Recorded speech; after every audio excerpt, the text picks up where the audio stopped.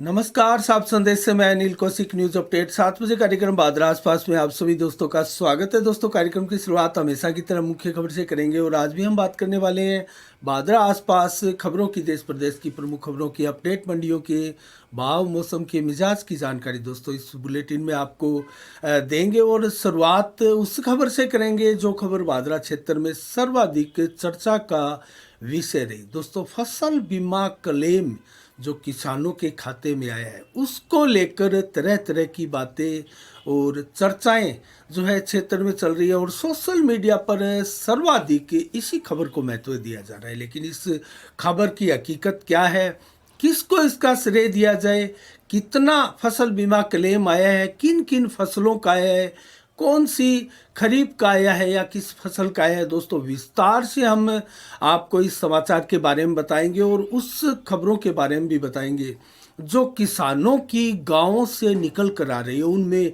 असमंजस है, ये फसल बीमा कम क्यों आया है, क्या ये क्रॉप कटिंग आधारित फसल बीमा क्लेम है या फिर ये सैटेलाइट आधारित फसल बीमा क्लेम है।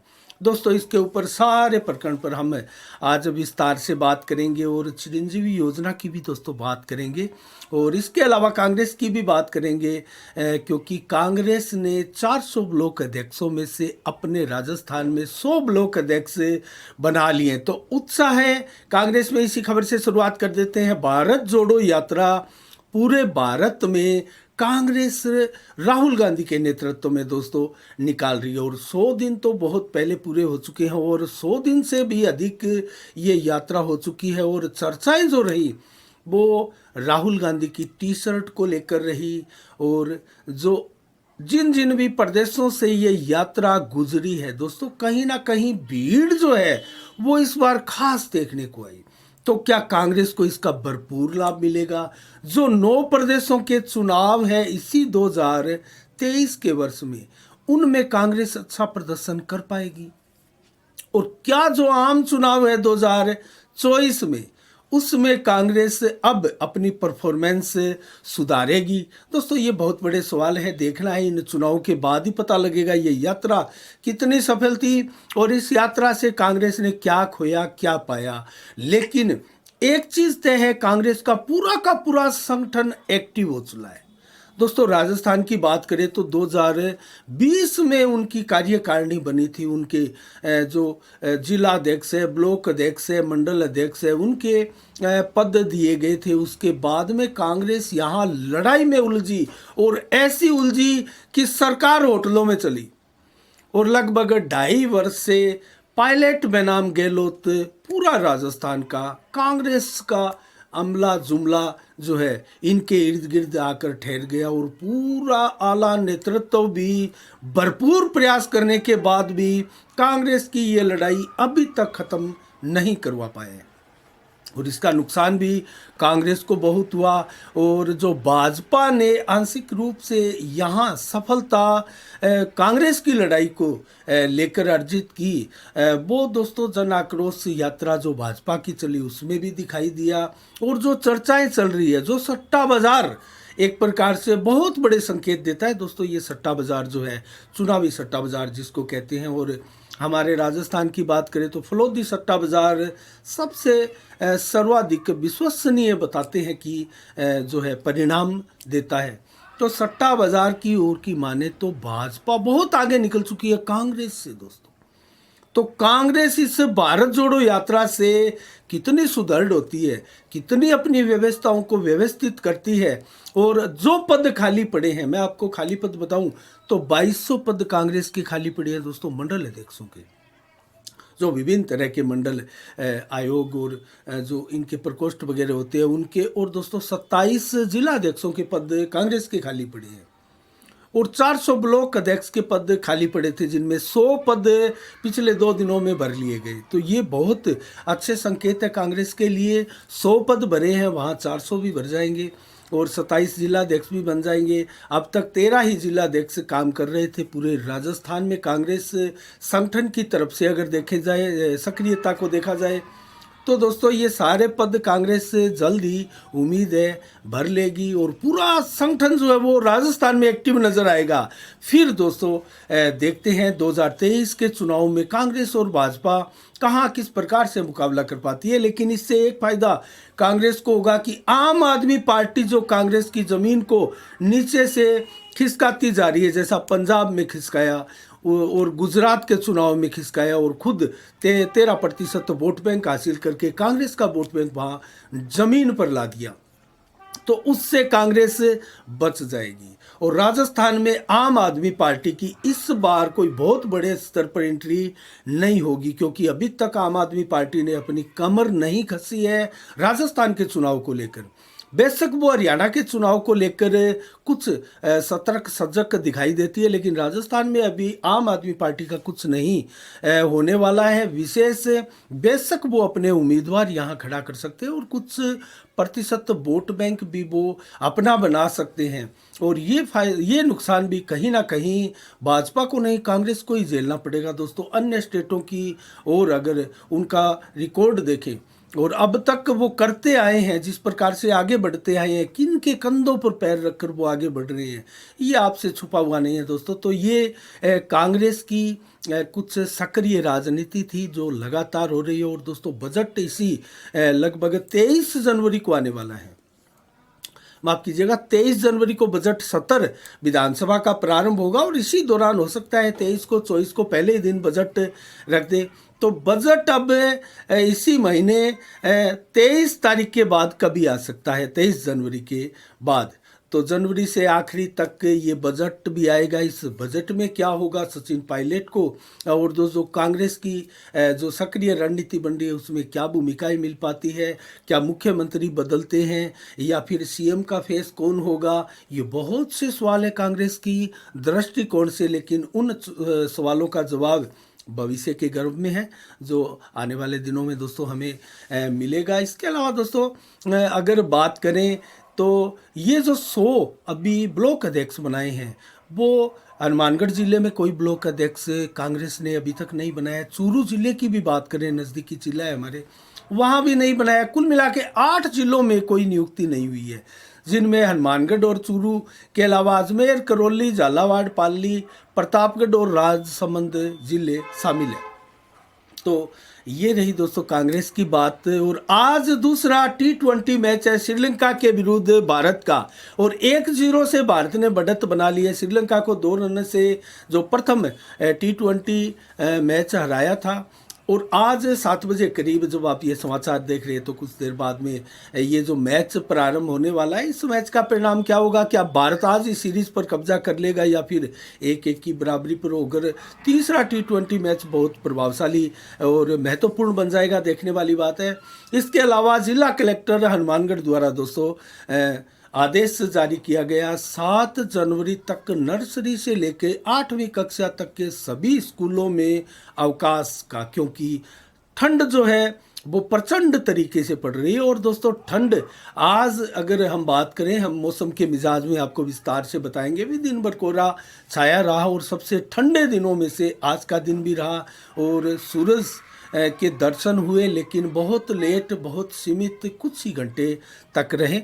इसके बारे में भी विस्तार से बताएंगे। और अब मैं जल्दी से आपको चिरंजीवी योजना के बारे में थोड़ी सी बात करूंगा। उसके बाद में दोस्तों बात करेंगे हमें फसल बीमा क्लेम के ऊपर, जो कि नोहर भादरा के किसानों का है। पूरे ज़िले के आंकड़े जो है हमारे विधायक बलवान पुनिया ने भी अपनी फेसबुक वाल से दिए होंगे, आपने देखे होंगे। तो इसके ऊपर भी बात करेंगे। 267 करोड़ का जो आंकड़ा दिया हुआ था दोस्तों, इस पर विस्तार से बात करेंगे। चिरंजीवी योजना की बात करते हैं। चिरंजीवी योजना कितनी सफल है, कितने लोगों को राहत प्रदान कर रही है, जो बीमार लोग हैं दोस्तों। लगभग प्रदेश में 1800 अस्पतालों को जोड़ा हुआ है चिरंजीवी योजना से।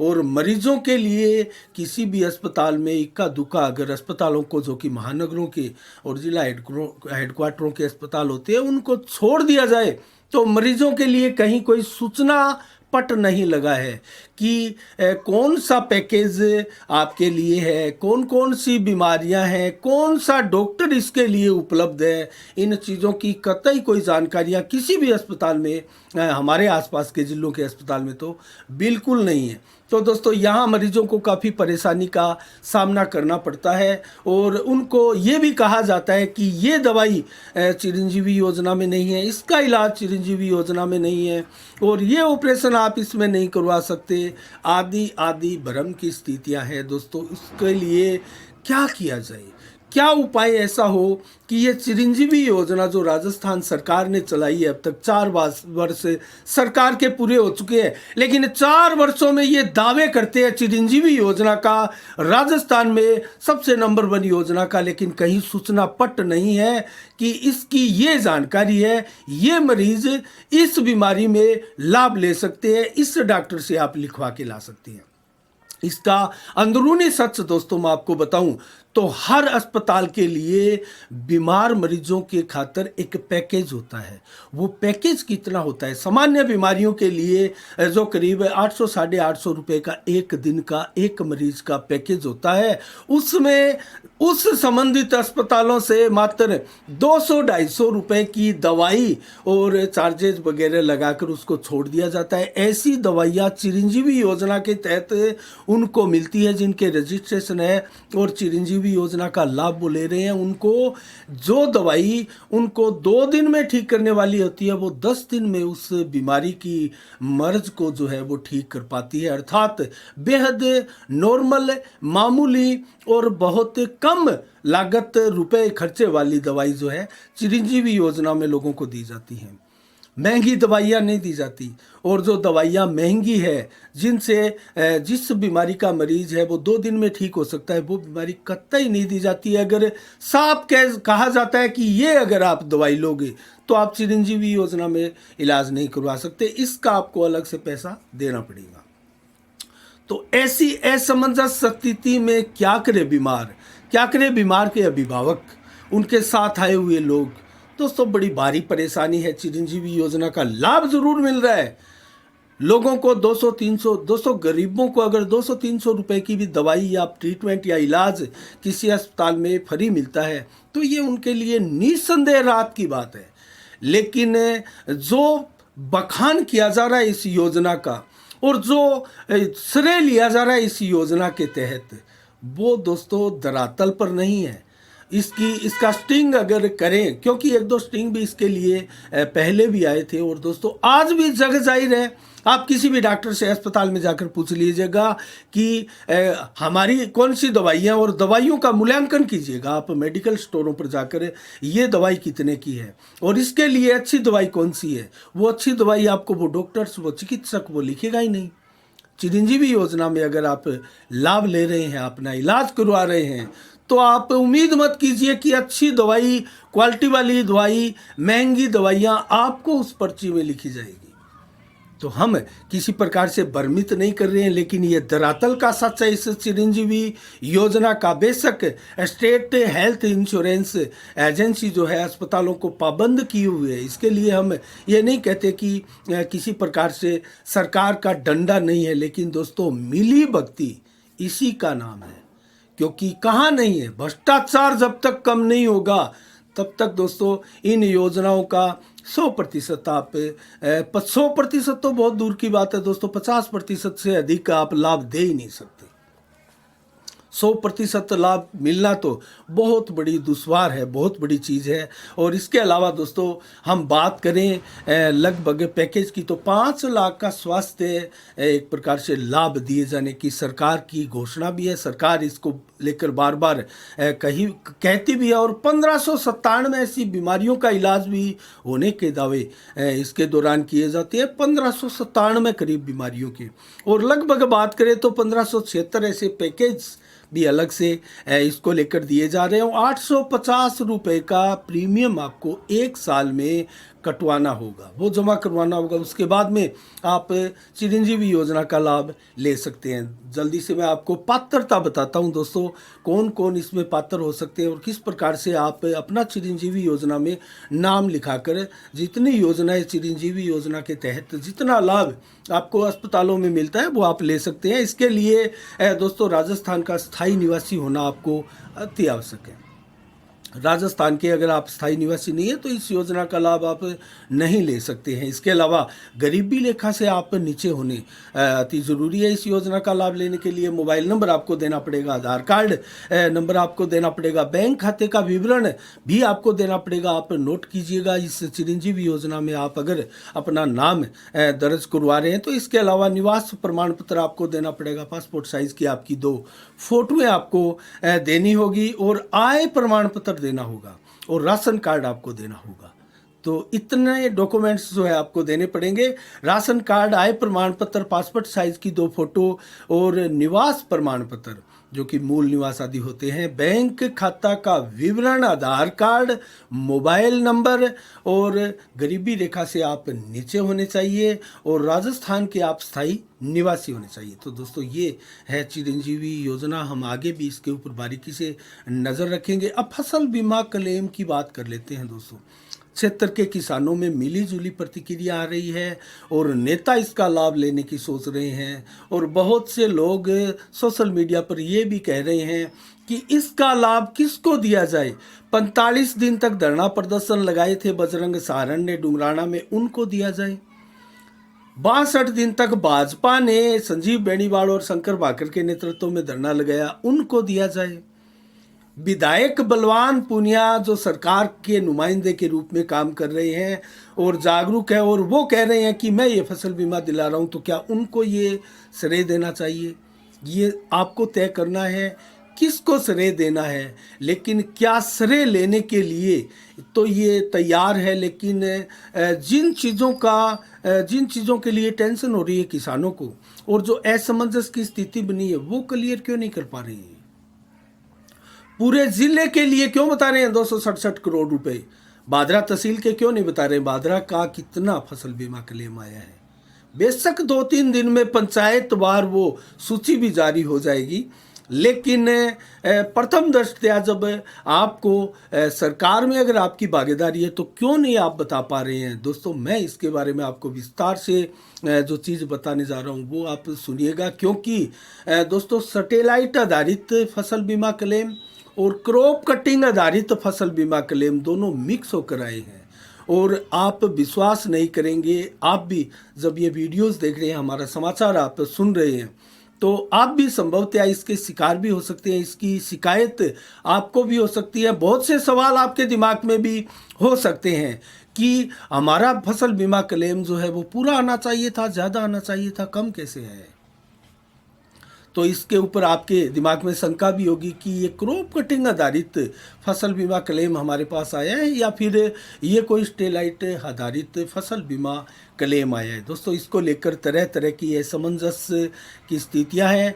बेशक 2-3 दिन बाद में पंचायतवार जो सूची आएगी वो फसल बीमा क्लेम की सारी जो असमंजसता आपके दिमाग में है वो पूरी कर देगी और टोटल भी आपके सामने होगा कहाँ किसका है। दोस्तों हनुमानगढ़ ज़िले की मैं बात करूँ तो कुल पॉलिसियाँ जो है हनुमानगढ़ ज़िले में 17,44,107 पॉलिसियाँ कुल 2021 फसल बीमा क्लेम की मैं बात कर रहा हूँ। जो खरीफ का फसल बीमा क्लेम ये जो आया है 2 साल का रुका हुआ, मोट, गंवार, बाजरा, नरमा, कपास आदि फसलों का खरीफ का ये फसल बीमा क्लेम है। तो और सैटेलाइट आधारित और क्रॉप कटिंग आधारित ये दोनों ही प्रकार का बीमा आया है। दोस्तों मिलीजुली प्रक्रिया है और मैं आपको बताऊं तो 4-5 ऐसी पंचायतें हमें अब तक दिखाई दी है, जिस प्रकार से हमारे पास भी फ़ोन आते हैं, मैसेज आते हैं और किसानों के उस हिसाब से देखा जाए तो लगभग 5-6 पंचायत ही ऐसी है जिनमें क्रॉप कटिंग आधारित फसल बीमा क्लेम आया है। बाकी संभवतः सैटेलाइट आधारित ये फसल बीमा क्लेम आया है, जिसका हम आगे आपको समाचार ज़रूर बताएंगे। संपूर्ण खबर हमारे पास पहुंचते ही सारे आंकड़े हमारे पास उपलब्ध होंगे तो हम आपको ज़रूर इसके बारे में जानकारी देंगे। 17 लाख कुल पॉलिसियों में दोस्तों 7,75,554 पॉलिसियों का ये फसल बीमा क्लेम आया है और ये 266 करोड़ 83,16,137 रुपए का कुल फसल बीमा क्लेम पूरे हनुमानगढ़ जिले का हमारे सामने है। और 2021 की फसल बीमा क्लेम का ये बीमा है जो कि प्रधानमंत्री फसल बीमा योजना का ये लाभ जो है किसानों को मिला है और बुधवार को कंपनी द्वारा ये जारी किया गया है। इसकी जानकारी हम विधिवत रूप से आपको दे रहे हैं। और जिले में 2021 में दोस्तों 1,47,353 किसानों ने ग्वार, मूंग, नरमा और उद्यान के लिए फसल बीमा क्लेम करवाया था। 1,47,353 किसानों ने इन ग्वार और मूंग, नरमा, धान आदि का फसल बीमा क्लेम करवाया था। और नौहर तहसील का मैं अलग बताऊं आपको तो 45,600 काश्तकारों ने बीमा करवाया था नौहर तहसील के लिए 45,600, जबकि रावतसर के लिए 29,400 काश्तकारों ने ये फसल बीमा क्लेम करवाया था। बाजरा की सूची इसमें क्लियर नहीं है हमारे पास, इसके स्टिक आंकड़े नहीं है, इसलिए मैं आपको नहीं बताऊंगा। और मैं आपको बताऊं तो उस समय जो भारी बरसात और अंधड़ आदि से फसल चौपट हो गई थी दोस्तों, उसका किस प्रकार से मूल्यांकन किया गया था। लगभग नरमा की फसल 30% खराब हुई थी और मूंग की फसल तो 70% खराब हुई थी। उसी का ये फसल बीमा क्लेम जो है आपके सामने है, कितना आया है, क्या आया है, इसकी हम डाटा ले रहे हैं और आपको विस्तार से आगे इसका समाचार भी हम आपको बताएंगे। जितनी खबर हमने आपको विश्वसनीय तौर पर बताई है वो दोस्तों आप इसको स्टिक को ठीक मान सकते हैं। ये एक प्रकार से आधिकारिक रिपोर्ट आपको इसको मान सकते हैं। लेकिन देखते हैं 2-3 दिन बाद में जैसे ही पंचायतवार सूची आती है तो हम आपको इसकी जानकारी ज़रूर देंगे। इसके अलावा दोस्तों अब हम बात करें क्षेत्र की तो ठंड बड़ी ज़बरदस्त प्रचंड तरीके से पड़ रही है। और शुरुआत करते हैं दोस्तों आज 5 जनवरी को क्या है मौसम का मिजाज, क्या है खास दिवस और किस प्रकार मंडियों में भाव रहे। नरमा के भाव में आज कुछ तेजी देखी गई, किसानों के चेहरे भी खिले होंगे, उसके बारे में भी बताएंगे। आज 5 जनवरी को विश्व पक्षी दिवस के रूप में भी मनाया जाता है और दोस्तों धूमधाम से पक्षियों को लेकर आज जागरूकता वाले कार्यक्रम आयोजित किए जा रहे हैं पूरे भारतवर्ष में। और सी रंगराजन जो कि हमारे अर्थशास्त्री रहे हैं 1934 में, उनका आज के दिन जन्म हुआ था और भाजपा के मुख्यमंत्री भी रहे हैं और बड़े धुरंधर लीडर रहे हैं। कल्याण सिंह, उनका भी 1932 में आज के दिन जन्म हुआ था। और पश्चिम बंगाल की वर्तमान मुख्यमंत्री दोस्तों ममता बनर्जी तृणमूल कांग्रेस की प्रमुख है, 1955 में उनका भी आज के दिन जन्म हुआ था। और दीपिका पादुकोण जो अभिनेत्री है उनका भी 1986 में आज के दिन जन्म हुआ। और मुरली मनोहर जोशी भाजपा के धुरंधर और संस्थापक सदस्यों में रहे हैं, 1934 को उनका भी आज के दिन जन्म हुआ। और मशहूर क्रिकेट खिलाड़ी मंसूर अली खान पटौदी का भी आज के दिन जन्म हुआ दोस्तों। इसके अलावा जल्दी से मैं आपको मौसम का मिजाज और मंडियों के भाव बता देता हूँ। हनुमानगढ़ से शुरुआत करते हैं दोस्तों मंडियों के भाव की। नरमा 8645 रुपये, गेहूं के भाव 2475 रुपये और सरसों के भाव 6259 रुपये, चना के भाव 4760 रुपये, कपास 9350 रुपये, मूंग 5100 रुपये, ग्वार के भाव 5720 रुपये प्रति कुंटल रहे हनुमानगढ़ मंडी में। आदमपुर मंडी में नरमा 8560, कपास के भाव 10,000 रहे। 10,000 का आंकड़ा आदमपुर में आज हुआ है, हमारा पड़ोसी ही कस्बा है। और हम आपका जो मंडियों के भाव बताते हैं दोस्तों, आसपास की ही मंडियों के भाव बताते हैं, हनुमानगढ़ जिला और लगभग चूरू जिला की और पड़ोसी हरियाणा कस्बे की। तो आदमपुर के बताए फतेहाबाद मंडी में नरमा 8435 रुपये प्रति कुंटल, कपास के भाव 9930 रुपये प्रति कुंटल। भट्टू मंडी में नरमा बिका है 8500 रुपये, जबकि हिसार मंडी में नरमा 8200 रुपये महज। और सरसा मंडी में नरमा 8551, कपास 9800 रुपये प्रति कुंटल। एलनाबाद मंडी में नरमा 8579, कपास 10,171 सर्वाधिक भाव आज हमारे आसपास मंडियों में एलनाबाद मंडी में कपास के रहे हैं। इसके अलावा श्री गंगानगर मंडी में नरमा 8600, ग्वार के भाव 5741, जौ के भाव 2560, मूंग के भाव 7320, गेहूं के भाव 2534 रुपये, चना के भाव 4695 रुपये, तारा मीरा 5050 रुपये, जबकि सरसों 6199। और दोस्तों आज की अंतिम मंडी नौर के भाव बताएंगे। इससे पहले दोस्तों सादुलपुर में ग्वार बिका है 5750 रुपये। अब नौहर मंडी के भाव, हमारी पड़ोसी कस्बे की मंडी है और अच्छी खासी मंडी है दोस्तों। कुल मिला के यहाँ भाव अच्छे और विश्वसनीय भाव मिलते हैं।